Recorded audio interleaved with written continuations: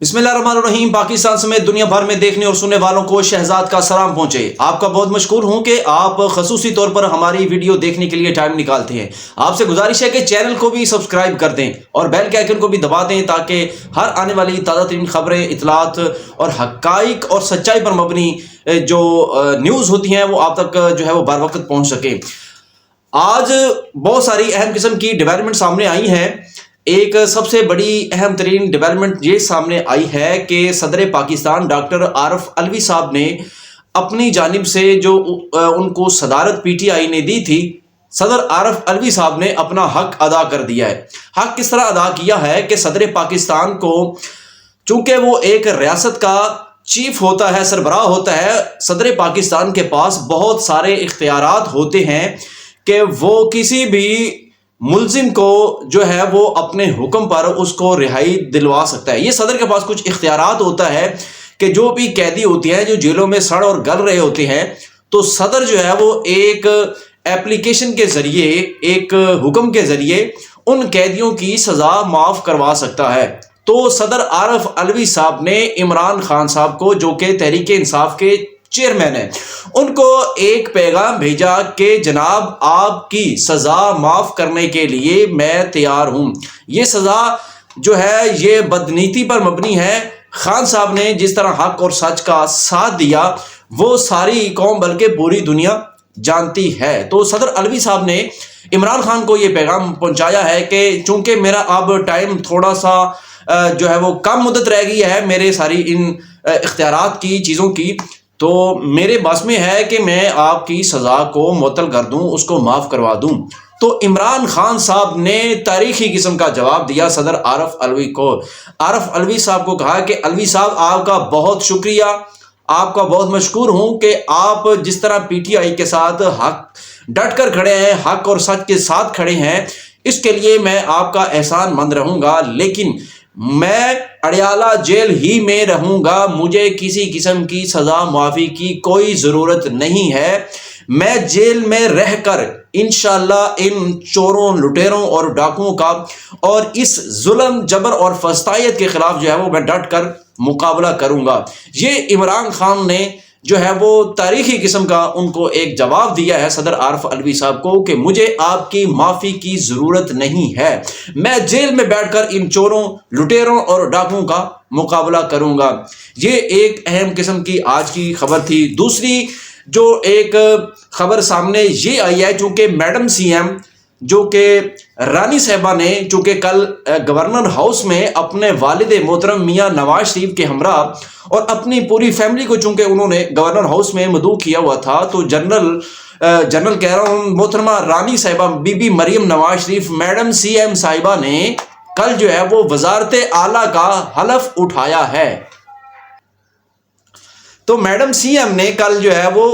Governor house में वजारत आला का जो है वो मनसब को संभाला है। अच्छा, मनसब को संभालते ही अवाम के लिए मुश्किलात खड़ी हो गई। अवाम के लिए कैसे मुश्किलात खड़ी हुई? अभी हलफ उठाया नहीं है, जस्ट तकरीब में शिरकत के लिए मोहतरमा जो है वो गवर्नर हाउस पहुंची हैं। तो लाहौर में ऐसा समा लग रहा था कि जैसे कि लाहौर में कोई कर्फ्यू नाफज हो गया है, कोई एमरजेंसी लग गई है।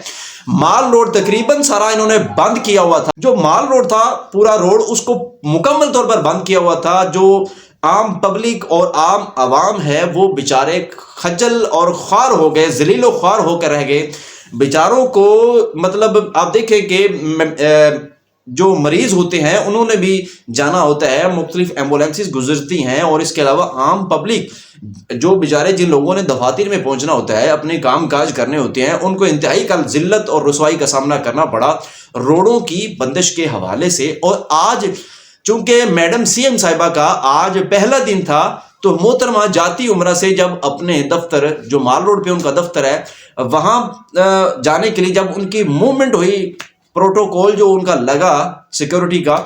तो मोहतरमा ने पब्लिक स्टंट खेलने के लिए एक बयान जारी किया और मोहतरमा जो है वो पुलिस ऑफिसर्स पर और मुतलका महकमे पर जो है वो उन्होंने, मोहतरमा मैडम सीएम साहबा जो है उन्होंने बरहमी का इजहार किया है। ये सब ड्रामेबाजी है, जस्ट आवाम को दिखाने के लिए। अच्छा, ये वाकया मेरे साथ खुद हुआ है रात के 12 बजे। आप ये देखें कि आपको पता है कि 10 بجے کے بعد جو ٹریفک کا فلو ہوتا ہے لاہور کا وہ عام طور پر کم ہو جاتا ہے، اور جو اشارے ہوتے ہیں وہ فری ہو چکے ہوتے ہیں، بظاہر کوئی کسی قسم کا کوئی اشارہ بھی نہیں لگا ہوتا، عام عوام عام پبلک جو ہے وہ آسانی سے موومنٹ کر سکتی ہے۔ لیکن محترمہ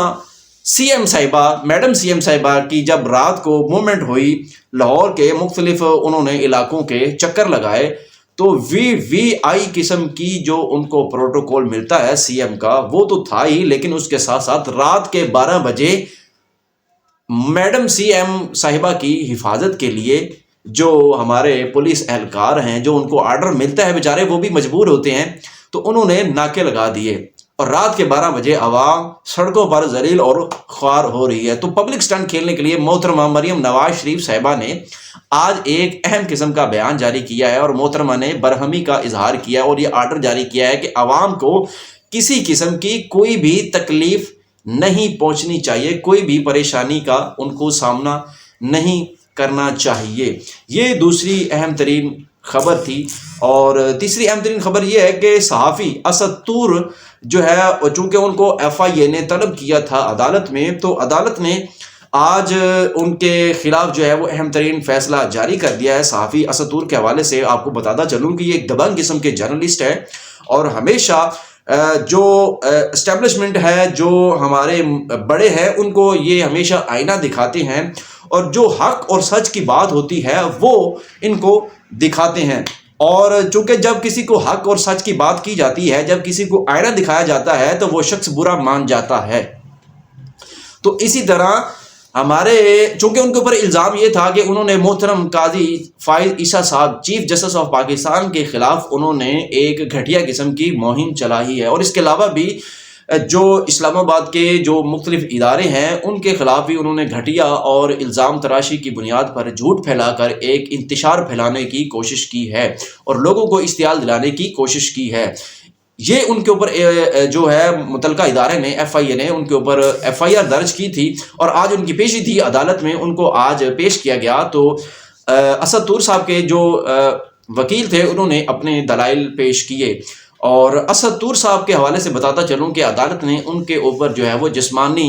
ریمانڈ کی منظوری دے دی گئی ہے۔ اسد طور کے جسمانی ریمانڈ کی آج جو ہے وہ منظوری دے دی گئی۔ اب دیکھتے ہیں کہ اسد طور صاحب کے ساتھ جسمانی ریمانڈ میں ان کے ساتھ کیا سلوک برتا جاتا ہے۔ پہلے بھی آپ کو پتہ ہے کہ جب انہوں نے حق اور سچ کی بات کی تو ان کو جو ہے وہ اغوا کر لیا گیا، ان کو اٹھا لیا گیا، ان کے اوپر بہت سارے کیسز اور مقدمات بنائے گئے۔ تو یہ اس طرح کے کیسز اور مقدمات جو ہے وہ ہر دور میں، ہر ادوار میں آپ دیکھتے ہیں، جو بھی حق اور سچ کی بات کرتا ہے، چاہے وہ عمران ریاض ہو، چاہے وہ مرحوم ارشد شریف ہو، چاہے وہ اسد طور ہو، چاہے پاکستان کا چھوٹے سے چھوٹا صحافی کیوں نہ ہو، اس چھوٹے سے چھوٹے صحافی کو اٹھا لیا جاتا ہے اور اس کو زبان اس کی بند کروانے کی کوشش کی جاتی ہے، تاکہ یہ دوبارہ ہمارے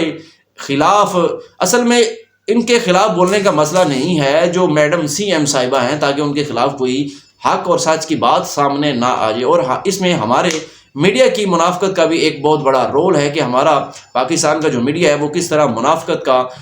جو ہے وہ اپنا اس چیزوں کو برت رہا ہے، کس طرح منافقت برت رہا ہے، اور لوگوں کو حق اور سچ کی بات بتانے کے بجائے لوگوں کو فیک انفارمیشن جو ہے وہ ان کو پرووائڈ کر رہا ہے۔ یہ تیسری اہم ترین خبر تھی۔ اور اس کے علاوہ عمران خان صاحب کے بہت سارے کیسز بھی ابھی عدالتوں میں چل رہے ہیں، تاہم ان کے فیصلے ابھی آنا باقی ہیں۔ ایک اہم ترین ابھی موجودہ جو ڈیولپمنٹ سامنے آئی ہے وہ بھی میں آپ کو بتاتا چلوں کہ چونکہ پی ٹی آئی کو مخصوص نشستوں سے آؤٹ کرنے کا الیکشن کمیشن نے پورا پلان بنایا ہوا ہے کہ کسی بھی طرح جو ہے وہ پی ٹی آئی کو جو مخصوص نشستیں ہیں وہ نہ مل سکیں، تو آج اس کی بھی سنوائی تھی الیکشن کمیشن آف پاکستان میں، اور بیرسٹر گور خان اور سنی اتحاد کونسل کے جو چیئرمین ہیں صاحب زادہ حامد رضا صاحب، وہ آج الیکشن کمیشن میں پیش ہوئے ہیں، اور انہوں نے یہ درخواست دائر کی تھی کہ پی ٹی آئی کو سنی اتحاد کونسل کے پلیٹ فارم سے مخصوص نشستیں پرووائڈ کی جائیں، لیکن الیکشن کمیشن تاحال ابھی تک کوئی بھی فیصلہ جاری نہیں کر سکا کہ آیا کہ پی ٹی آئی کو مخصوص نشستیں دینی ہیں یا نہیں دینی۔ ابھی اس چیز کے اوپر ڈیڈ لاک برقرار ہے، لیکن صدر عارف علوی صاحب نے چونکہ پی ٹی آئی کی مخصوص نشستوں کے حوالے سے گزشتہ روز ایک سٹیٹمنٹ بھی جاری کی تھی اور یہ پیغام بھی بھجوایا تھا نیشنل اسمبلی کے اسپیکر صاحب کو، راجہ پرویز اشرف کو، کہ جناب آپ اجلاس نہیں بلا سکتے جب تک ہاؤس فل نہیں ہو جاتا، اور ہاؤس پتہ ہے آپ کو کب فل ہوگا؟ ہاؤس تب ہی فل ہوگا جب پی ٹی آئی کو مخصوص نشستیں، جو ایک مخصوص جماعت ہے، جب اس کو مخصوص نشستیں مل جائیں گی تب ہی ہاؤس پورا ہوگا۔ جب اراکین موجود ہی نہیں ہوں گے، ان کے ممبرز موجود ہی نہیں ہوں گے تو ہاؤس فل نہیں ہوگا۔ جب ہاؤس فل نہیں ہوگا تو ایسے میں پی ڈی ایم پارٹ 2 جو ہے، یہ جو شریف خاندان ہے، یہ اپنی کاراگری دکھاتے ہوئے محترم شہباز شریف صاحب کو سی ایم کہہ رہا ہوں، پی ایم منتخب کر لیں گے۔ تو یہ ان کا ایک طریقہ واردات ہے۔ پی ٹی آئی کی کارکنان کو اس سسٹم سے آؤٹ کر کے خود محترم شہباز شریف صاحب جو ہے وہ پی ایم بننے کی طرف جا رہے ہیں۔ اس میں پیپلز پارٹی کا ایک بہت بڑا رول سامنے آ رہا ہے شہباز شریف کو پی ایم بنانے میں۔ پی ایم ان کو ووٹ تو پیپلز پارٹی دے دے گی، لیکن یہ بھی خبریں اور اطلاعات آ رہی ہیں چونکہ ابھی پیپلز پارٹی نے فیصلہ یہ کیا ہے کہ ہم نے وزارتیں نہیں لینی، لیکن ہمارے صحافتی ذرائع یہ بتا رہے ہیں کہ آئندہ 1 سے 2 مہینے میں پیپلز پارٹی بہت بڑا نون لیگ کو جھٹکا اور بہت بڑا سرپرائز دینے جا رہی ہے وزارتوں کے حوالے سے۔ امید کرتا ہوں کہ آج کا ولاگ آپ کو پسند آیا ہوگا۔ اپنی قیمتی رائے سے ہمیں ضرور آگاہ کیجیے گا۔ اپنا بہت سارا خیال رکھیے گا۔ اللہ نگہبان، پاکستان زندہ باد۔